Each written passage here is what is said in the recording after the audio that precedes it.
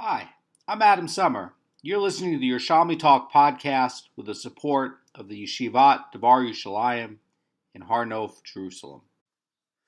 This is Kilayim, chapter 9, halacha 4, in the Art Scroll. We're on 82a1. Today we're dealing with testing Shatnez items, and also we're dealing with the concept of like when you have garments and the manufacture of garments.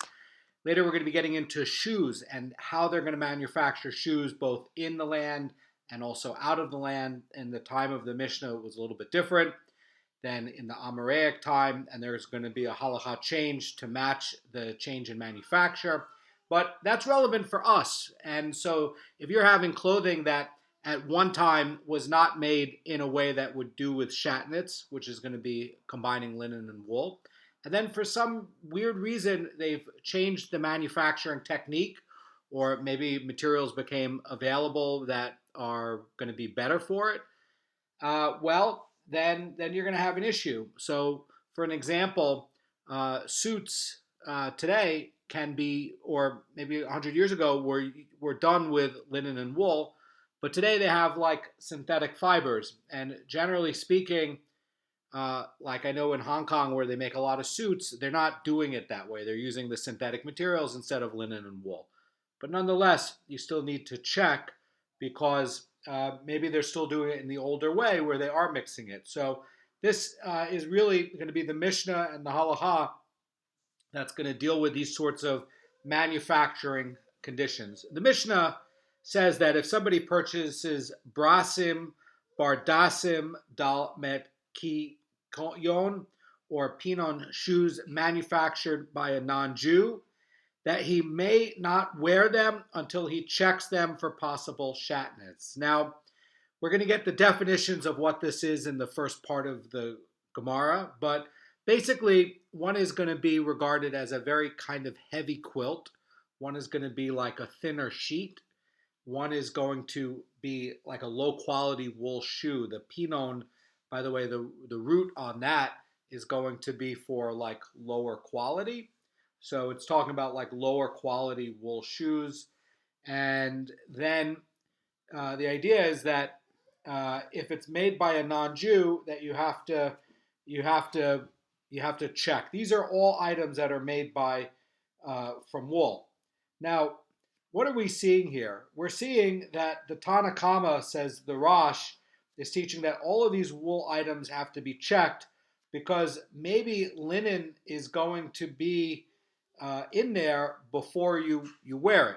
They might have put in a linen tag, or maybe they stitched it. The worry is going to be that they used the linen as the yarn, as the string to sew. And so now when you're trying to connect this stuff together, you're going to be using linen to sew it into wool with a thread. So the Rishonim, like the Pnei Moshe and the Rosh, are indicating that the concern is that the linen may have been mixed by the non-Jewish manufacturer with the linen fabric. But the Rambam is saying that we're not worried that the linen threads may have been used to sew the woolen panels together. And so there's two ways to look at it. So like the Rambam is indicating that he disagrees with the other Rishonim where they're concerned only the panels were sewn in with linen threads. And the Rambam is basically saying that the idea is that perhaps it wasn't sewn in, but maybe it was actually blended together so that the yarn itself has a blend of linen and wool. Rabbi Yossi says in this Mishnah that those that come from the coast and from overseas do not require checking because there's a presumption they are made with hemp and not linen. Now, according to Rabbi Yossi, items that are coming from these locations at this time of the manufacture in the Mishnaic time is basically assumed to be linen free. You don't need to check it. Now, there's a discussion as to whether the wool garment was going to be mixed or it was going to be sewn. And that's, again, going to be the idea. Did you have panels of wool that you sewed together with linen fibers that you used as thread? Or is it going to be like the Rambam's concern that the wool itself is mixed with linen fiber? In other words, they just said, well, I need to make yarn, and let's just take a bunch of stuff that will work. And so here's some linen and wool, and let's just spin it together to make yarn, and now let's make a blanket. Let's make a quilt. That's going to be the worry by the Rambam. Now, the idea is a subtle idea. Rabbi Yossi's understanding by saying that if a different material is mixed in, or if a different material is sewn together to make these panels of wool and to make it a cohesive garment that you can use, that in these places at this time it was by hemp, it wasn't by linen. The Gemara continues, the Mishnah continues and says that one can presume that a lined boot has no linen content, and thus it is not subject to Kilayim. So this Mishnah is talking about a boot that has felt or wool. Felt, by the way, is just going to be wool that you mash together. And the root here, zarev, is going to be like a verb from Yov that's talking about something that's warming. And that's what the Mishnah is using. And accordingly, it's used here in the Mishnah to talk about a boot that has some sort of special lining to provide warmth. And so the Mishnah is teaching, says the Marafulda, that if it's lined with this kind of wool, we're not worried that linen is going to be mixed into it. We're going to get more into the manufacture of the shoes later on, because there's a lot of nuance here.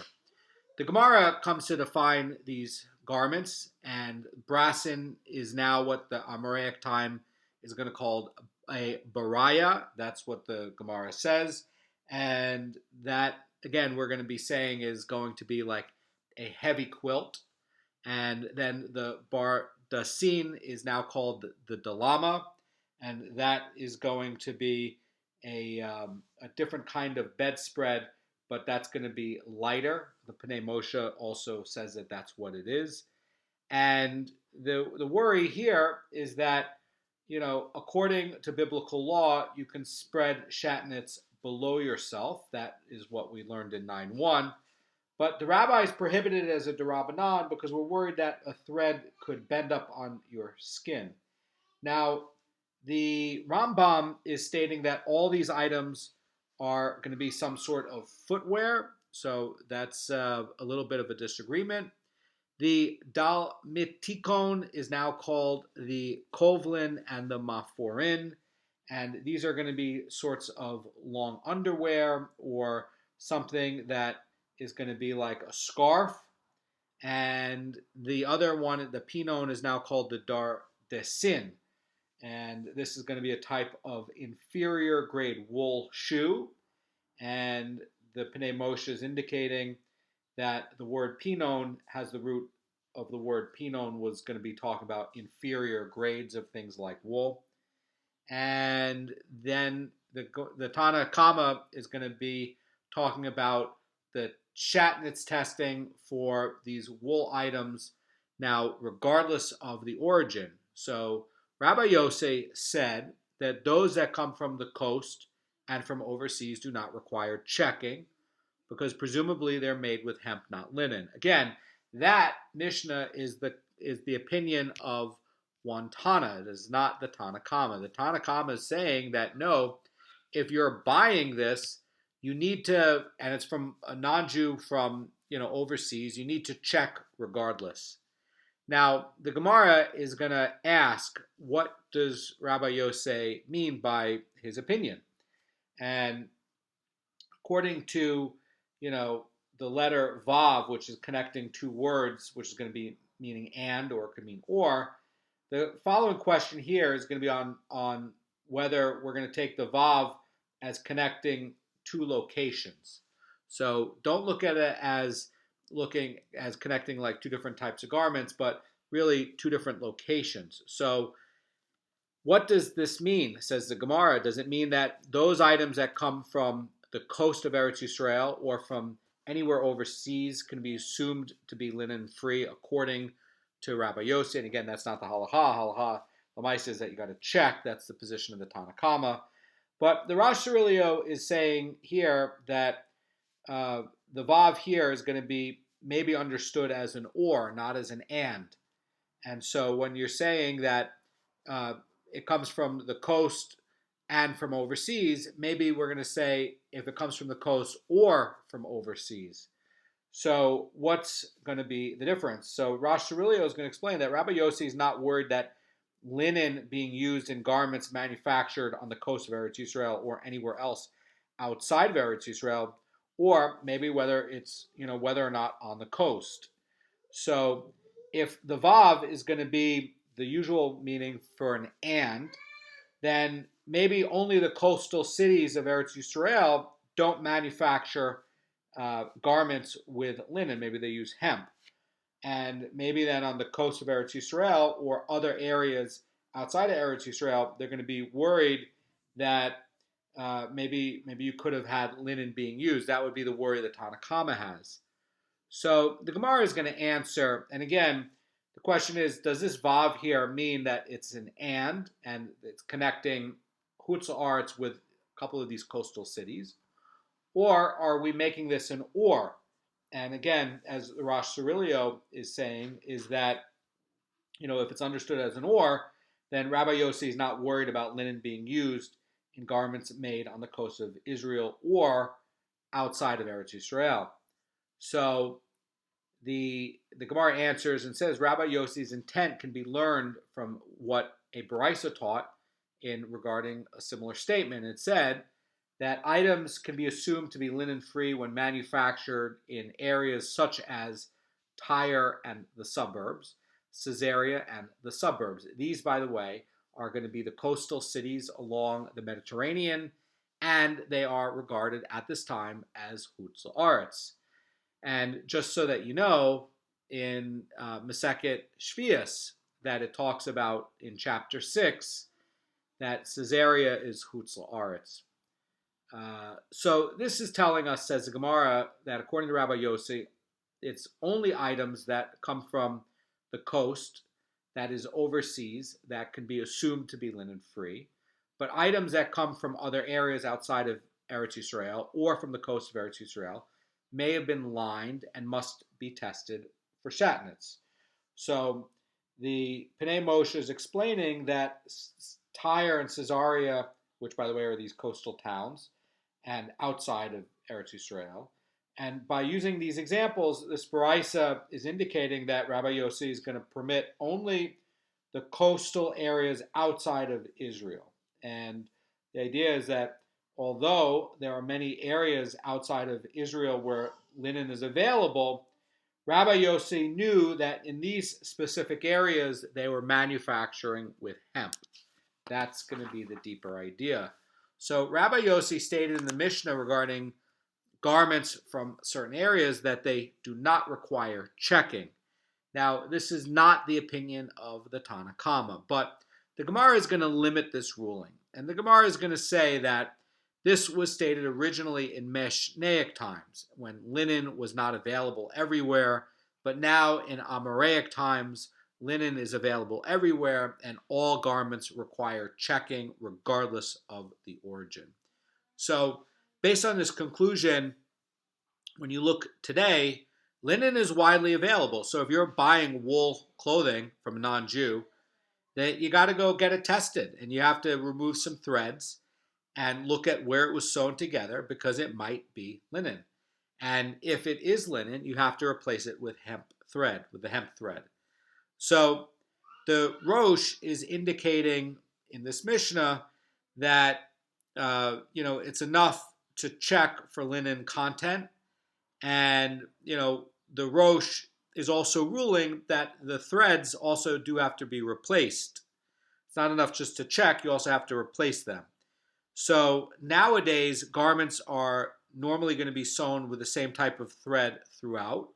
So if the threads are examined in one or two places and you find that the area is going to be linen-free, then the other threads don't need to be tested because, again, it's not normally done in this day where you're going to use 2 or 3 different kinds of threads to manufacture a garment. Basically, whatever thread you have is what you're going to use for the whole thing. But when the people were poorer and maybe you're sort of at the whim of what's available for thread from what grew. So maybe your hemp crop grew better than your linen crop, but maybe you don't have enough hemp. Maybe you're going to use 2 or 3 different kinds of materials to make a garment. But today you don't have this kind of like hard economic pinch that's going to mean where, and you're relying on the actual growth from the ground and what you produce to actually come up with the thread.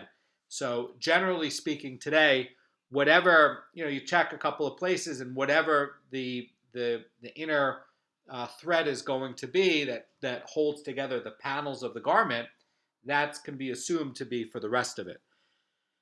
Now, again, the deeper idea here is you have to look at how are they generally manufacturing in the time, because that's going to determine whether you need to check or not. Now, I know in Hong Kong, because I used to live there, that if you asked them to make a suit, you had to tell them, oh, don't use linen in the suit. And they always came back to me and said, oh, that's like the old way of manufacturing it. We use synthetics today. Nobody does. But nonetheless, you still have to ask them not to do it. But they always will tell you that, no, it's synthetic today. It's not linen. But that doesn't mean that they don't have linen and wool today. And this halacha really does apply because, again, maybe in areas that they're making the suits and they want to sort of hold on to traditional ways, you need to do it.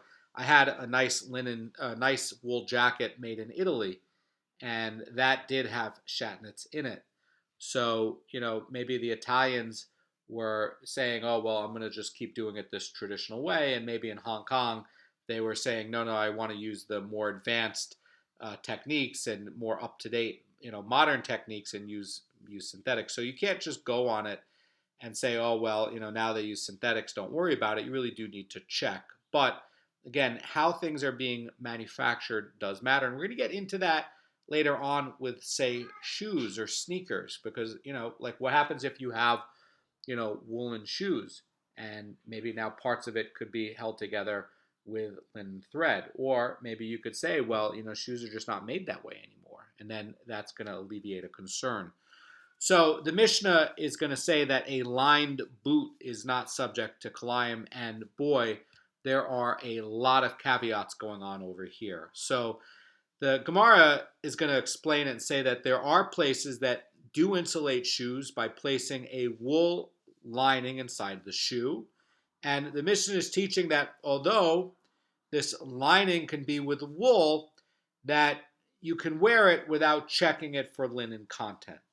And the Pnei Moshe says about this that even though the lining is presumably made of wool, that's going to be what you used back then to keep things warm, that the manner in many places is going to be where you don't have to check it because we're not worried that there's going to be linen in the shoe. In other words, they're not going to be manufacturing it this way where they're necessarily going to be stitching in these inserts with linen. That's going to be the idea. Now, again, that's going to be that you put in an insert. But what about if the shoe might actually be manufactured that way? In other words, what happens if you have a shoe now that is actually, manufactured with linen and wool?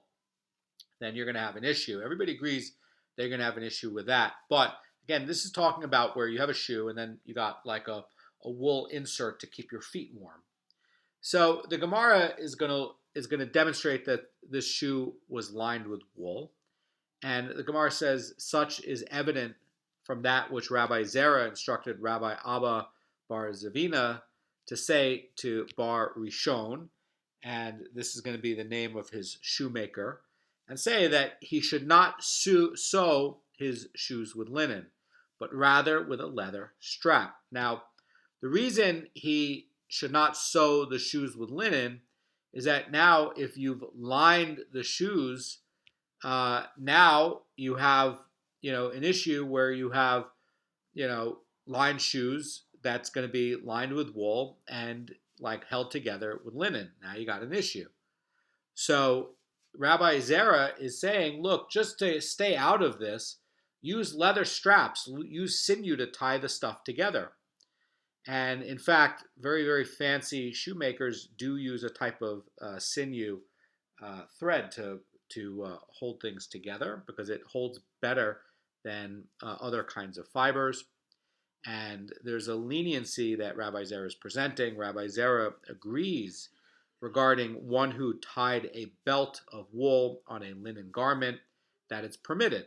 So in other words, if you have a linen garment and now you have a wool belt, can you use it? Yes, because it's not attached together. All you're doing is using it as a garment to hold something up.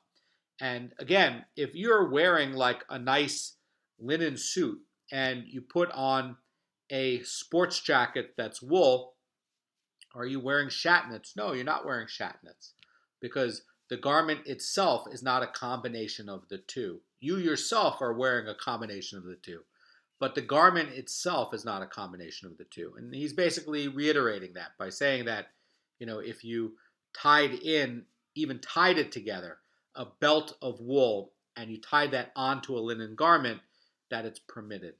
But if you're now doing it where you're starting to attach the garments together, where you're now like taking the threads of linen and you're taking it and passing it through the wool belt to now connect it, that's going to be an issue because now you have the thread that passes through the wool.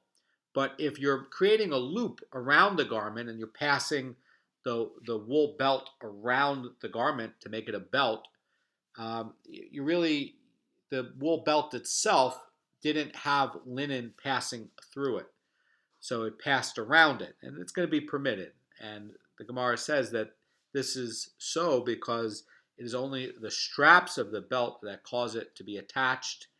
And, he can lower the belt without undoing the straps, and therefore it's not combined together with a linen garment. In other words, you can slip out the wool belt, right? All he did was create like on your pants like loops, and all you did now instead of having a leather belt is have a wool belt. But these loops are not actually passing through the woolen belt. Now, if you created something where you had linen thread going through and stapling into the garment, the belt, then you're going to have an issue. But if you created loops and it just passes through the loops, like your modern day, belt loops on your pants, you didn't attach it. It's not going to be shatnez. And the Gemara is going to look at another opinion regarding a wool-lined shoe. And they asked Rabbi La, and they said, what is the law regarding whether someone can sew his wool-lined shoe with linen thread? And he said to them that because of that which Rabbi Zera said that it's forbidden. Now, Rabbi La is going to argue that since the linen thread is sewn on the outside of the shoe, we don't need to worry that it's going to go through the wool lining. Now, again, everybody agrees that if this goes through the wool lining with the linen thread, you've made an attachment.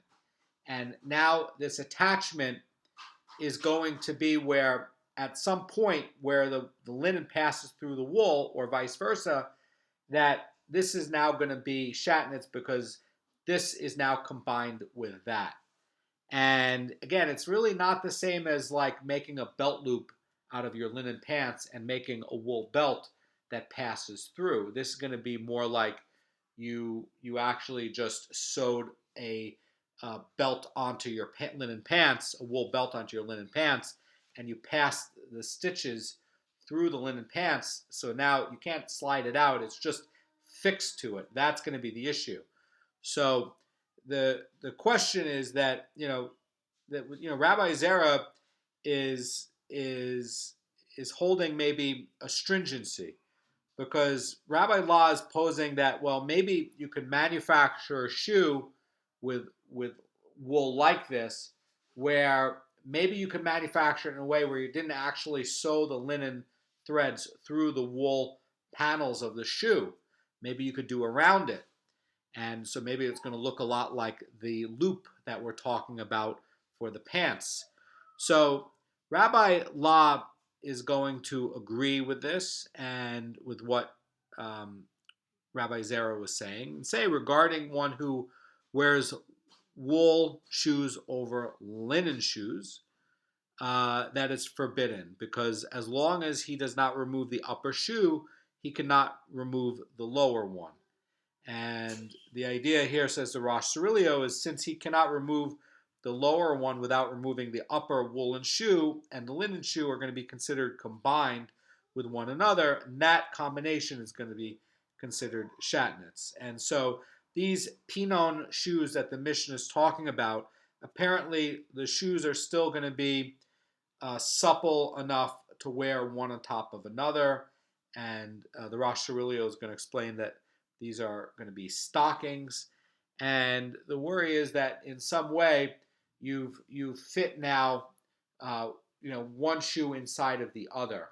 And now effectively they're saying with these low quality flexible shoes that you've effectively created it as a single garment. That's going to be the worry, and that these are actually going to be combined. Now, the Gemara is going to present a related Shatnez law. Now, the nuance with Rabbi La's agreement or argument is going to basically be that this wool shoe and the linen shoe are basically going to be considered to be combined with one another, since removing the upper one, you're going to have an issue removing the other one. It's going to come apart or something like that, or you're going to damage one from taking out the other. And that's why it's going to be considered to be attached. So the Gemara presents a related Shatnez law, and the father of Rav Safra asked Rabbi Zera, by the way, the father of Rav Safra was a Tana, and says, what is the law about placing coins in a... the father of Rav Safra was not a Tana. But he was a big Torah scholar. So it says, what is the law about placing coins in a woolen garment that one is wearing and tying it with a linen string? And similarly, what is the law about placing coins in a lined handkerchief that you're wearing and tying it with a woolen thread? In other words, can you basically make a wallet out of this and sew it in so you don't lose it? Really bundling up the money, and you're using it with a handkerchief and you're making it into a pouch, and now you're fixing it onto your clothing. Is that going to be allowed? And Rabbi Zera says that he said to the father of Rav Safra, says, does the teacher, that's going to be you, know that Rav Huna is a great person? And Rav Huna said that it is forbidden. And Rabbi Avina also said that it's forbidden. So there's a Gemara that's going to have dissenting opinions. Shmuel said that it was permitted. And Rabbi Yaakov Bar Acha said in the name of Rabbi Yasa that it's permitted. So in their view, it's not considered a connection, since the knot is made to be untied at any moment. So Rabbi Kanievsky says about this that presumably he put the money there so that it would be readily available and it wasn't connected with a permanent knot. And so because of that, because it's not a permanent knot, it's not going to be considered connected to the garment. And that's going to be the key idea, so that, these opinions are going to, permit it because it's tied with a string. And the idea in the design is that it's going to be easy to undo the knot, and it's not going to be considered connected because it's not going to be like a permanent connection. So that actually is going to be how we rule. And, there's a lot of ideas here in the manufacturing of garments. And I want to pick out about the shoes for a second and talk about what the Rambam holds. Now, the Rambam is saying that if you have in the manufacture, if you have where it's known that there's a mixture of linen and wool in the shoe, it's forbidden as Kilayim. But if you're having like a shoe that is not going to be where they're actually sewing the linen through the wool panels, that's not going to be considered Kilayim. The only issue is going to be when you're actually manufacturing this in a way where you're actually mixing wool and linen in the shoe. That's going to be forbidden, says the Rambam in Hilchos Kilayim 10:15. And the Vilna Goan is also going to be understanding this Mishnah to talk about a situation where you have a mixture of wool and linen. And, the question is, that the Mishnah is actually talking about a case where maybe you have a linen shoe that has wool filling.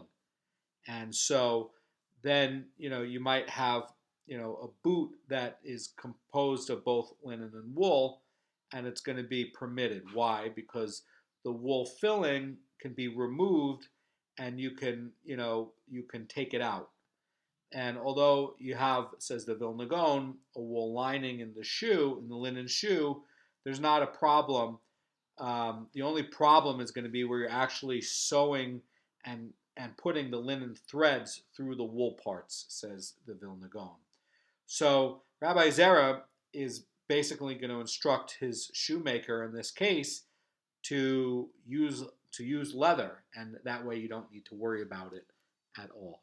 So there's a lot going on here with the manufacture of the garments, and this is really important for us today because, yes, you do need to check, and you do need to be conscious about it. And it's something that, if we are violating, we're not going to have our brachas answered. And we're going to be getting onto that at a later Gemara. Have a great day.